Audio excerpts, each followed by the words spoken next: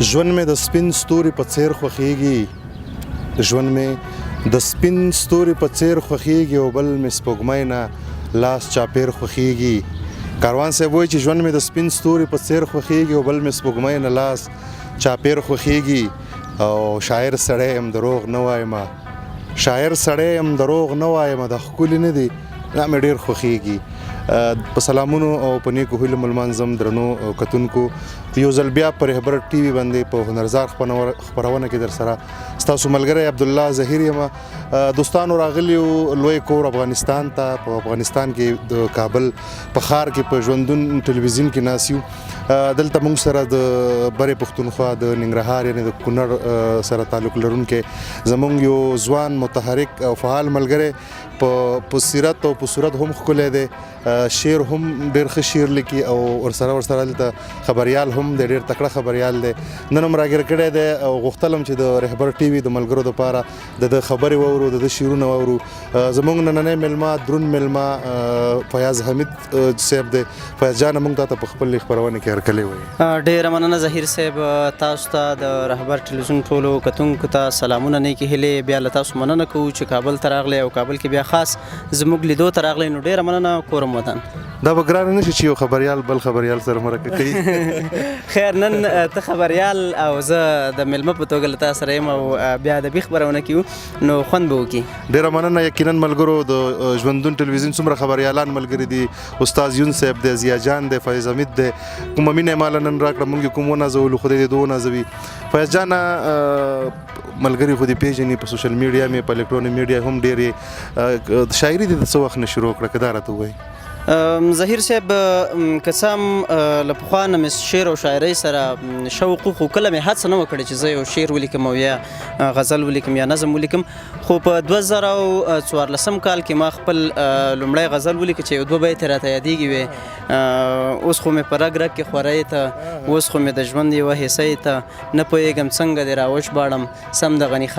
سم د غني شعر او فلسفه یې ته دغه دوه بیته مې یاد دي واه سم د غني شعر او فلسفه یې ته ملګرو فیاض حمید صاحب نه به کلامونه دروړو حمید جانه دا راته ووایه چې 2014 نه د شاعري شروع کړه د دې نه مخکې هم ته مونږ کتې چې ادبي پروګرامونه به دې کول مشاعرې به تاسو دلته جوړولې ولې دومره لیټ د شاعري شروع کړه د شاعرانو په منځ کې پروت یې ولا ما فکر کوو چې زه نه غواړم چې د شعر هغه خوند خراب کړم په خپل شعر باندې نه مې غوښتل چې خپل شعر ولیکم ځکه چې ما دومره لوړ کلامونه لوستل نو فکر مې کوو که زه یې ولیکم د نورو شاعرانو شعرونو خوند به خراب کړي خو اخر هم دغه جذبه پټه نه شوه راووتله په یو هغه که ښه او که خراب وي خو راووتله زموږ د وجود نه بهر شوه زه به د خپلو کتونکو ته یو شیطاني غوندې وکړم چې کوم ملګری چې وایي چې زه ښه شاعري نه شم کوی هغه تر ټولو ښه کلام لیکي د فیاض جان غزلې به در باندې اورو فیاض جانه موږ ته خپل یو غزل زموږ لیدونکو ته ظهیر صاحب زما ټوله شاعري له تاسو قربان درنو لیدونکو نه قربان یو تازه مې یو غزل لیکلی دی څو ورځې مخکې دوه قافیهیز غزل دی دوه قافیې لري دا به درنو لیدونکو سره شریک کړو په دې هیله چې ستاسو هم خوښ شي درنو لیدونکو هم خوښ شي وایي زه سلامت هم زه ملامت هم زه سلامت هم زه ملامت هم ښکلي خو نه ملامتېږي که نه موږ هم ملامت یو هم سلامت یو ښکلي هم ملامت هم سلامت وی زه سلامت هم زه ملامت هم ته ملامت هم ته سلامت هم زه سلامت هم زه ملامت هم ته ملامت هم ته سلامت هم مخ اړول هم او راکتل هم مخ اړول هم او راکتل هم څه جهالت هم څه انسانیت هم دا شعر بیا ووایه مخ اړول هم او راکتل هم څه جهالت هم څه انسانیت هم مورکۍ مې ښکل کړه اوس درته راغلم مورکۍ مې ښکل کړه اوس درته راغلم مورکۍ مې ښکل کړه اوس درته راغلم لږ عبادت هم لږ محبت هم واه دوستانو دا شعر ته بیا ورو دا بیا ووایه مورکۍ مې ښکل کړه اوس درته راغلم لږ عبادت هم لږ محبت هم یو لور ته هورې بل لور ته بورې او بالکل دغه غزل مې په هغه ورځ لیکلی و چې دلته موږ سره نږدې چاودنه شوې وه په چاودنه کې د یو ټول کور ړنګ شوی و یوې مېرمن پکې چغې والې چې بچي پکې ټول مړه شوي نو هغه ورځ مې دا غزل لیکلی و بیا یو بیت مې پکې دا اچولی دی یو لور ته هورې بل لور ته بورې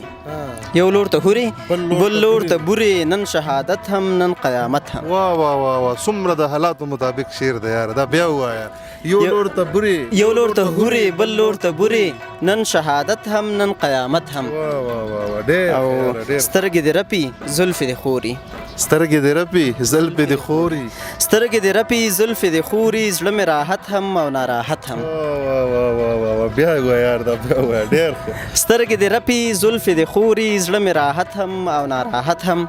وروستی بیت دی وی سترګې مې ګوره پکې بخکاري سترګې مې ګوره پکې بخکاري سترګې مې ګوره پکې بخکاري زما امانت هم ستا خیانت هم. واه واه واه سترګې مې ګوره پکې بخکاري زما امانت هم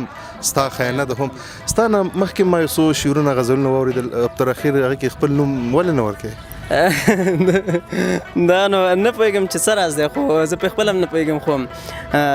خوند نه راکوي چې زما شعر زه د شعر په وجه مشهور شم یعنې خلک ووایي چې دا د پلاني شعر دی دا چې زما کلام څوک خوښوي او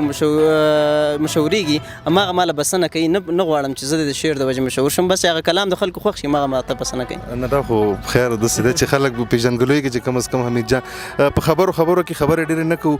شعرونه درنه ډېر وخت پس هم رانیولی بیا به شرطه موږ ته په ګوتو راځي یو بل داسې غزل که زموږ ملګرو ته یې وړاندې سمه ده ظهیر صاحب دا مې یو څه موده مخکې لیکلي وو دا غزلې نو غواړم چې ملګرو سره شریک کړم. ملګرو د ده په غزلو کې رومانیت هم شته د حالاتو شعرونه هم لیکي خو ډېر په نوي او ډېر په ښه انداز باندې غزل لیکي. د ده غزلونه ما واورېدل یقینا د غزل رنګ یې بیخي جدا دی دا بل غزل مې واورېد ها وایي د ماتو زړو دروازې مه ټکوه ما ګناه ده. واه واه واه د ماتو زړو دروازې مه ټکوه ما ګناه ده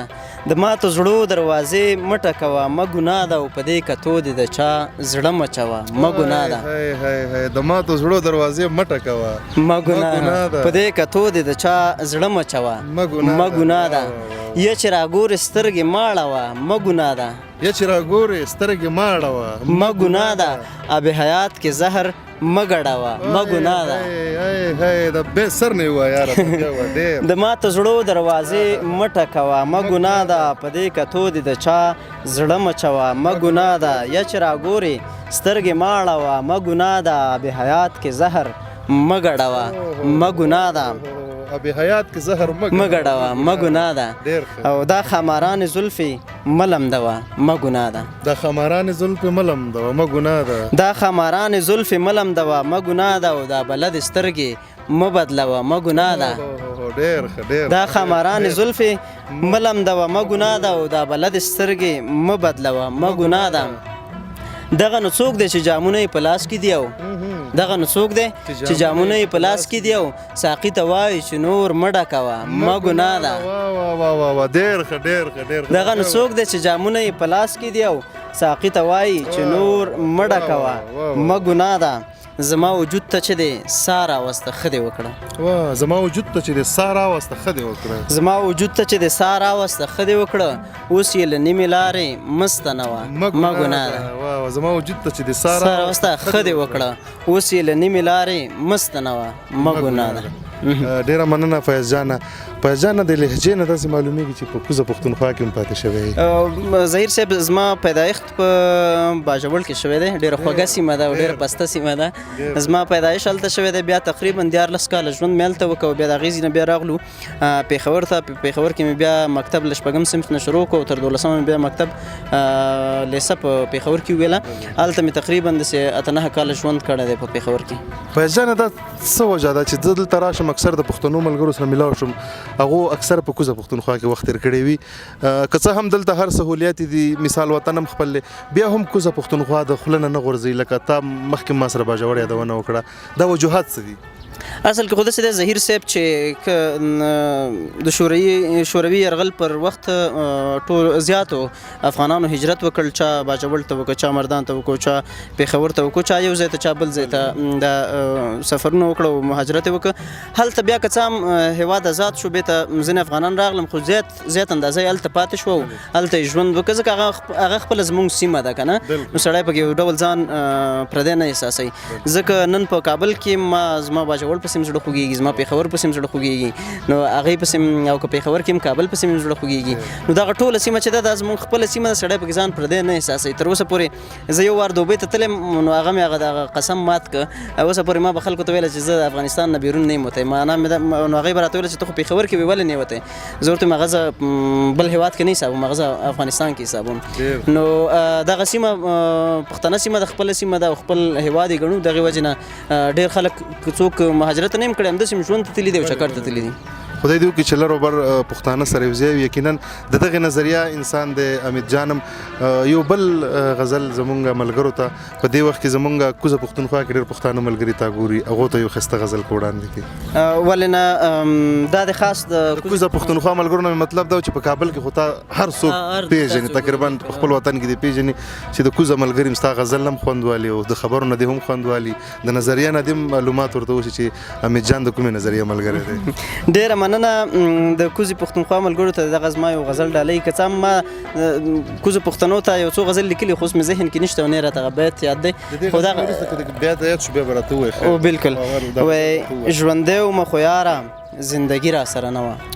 ژوندی ومه خو یاره زندگی را سره نه وه چې مړ شومه هم خوښه د مرګي را سره نه وه ژوندی ومه خو یاره زندگی را سره نه وه چې مړ شومه هم خوښه د مرګي را سره نه وه څومره روان یې ژوندی ومه خو یاره زندګي را سره نه وه چې مړ شومه هم خوښه د مرګي را سره نه وه هماغه شپه بې کیفه او بې رنګه وه ګلمخیه هماغه شپه بې کیفه او بې رنګه وه ګلمخیه چې ستا د بنګړو شرنګ او موسیقي را سره نه وه ډېر الله دا زموږ ملګری دی زبامکار دی اجمل کیف ته دې ډالۍ د باجوړ دی بس هغه ته دې ډالۍ په باجوړۍ مې نه دی ورته ډالۍ وایي هماغه شپه بې کیفه او بې رنګه وه ګلمخیه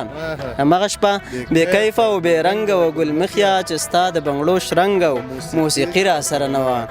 او ما ستوري درته راوړل په ورغوي کې ګل رنګه ما ستوري درته راوړل په ورغوي کې ګل رنګه ما ستوري درته راوړل په ورغوي کې ګل رنګه خو ستا مینه جنابه خدایي را سره نه وه ډېر د خدایي چې چا سره یو شی نه بیا ډېره ګرانه شي بیا که نه څونه زیار چې وباسي نو ما ستوري درته راوړل په ورغوي کې ګل رنګه خو ستا مینه جنابه خدایي را سره نه وه او چې تا ته مخامخ شومه الفاظ را ځنې هېر شول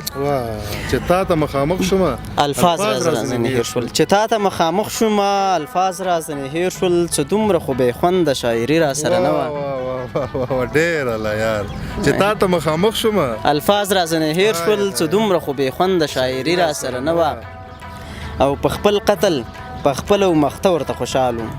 په خپل قتل په خپله و مخته ورته خوشحال وم په خپل قتل په خپله و مخته ورته خوشحال وم د چا د برندو سترګو همکاري را سره نه وه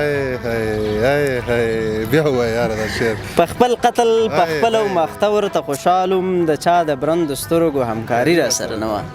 ډېره مننه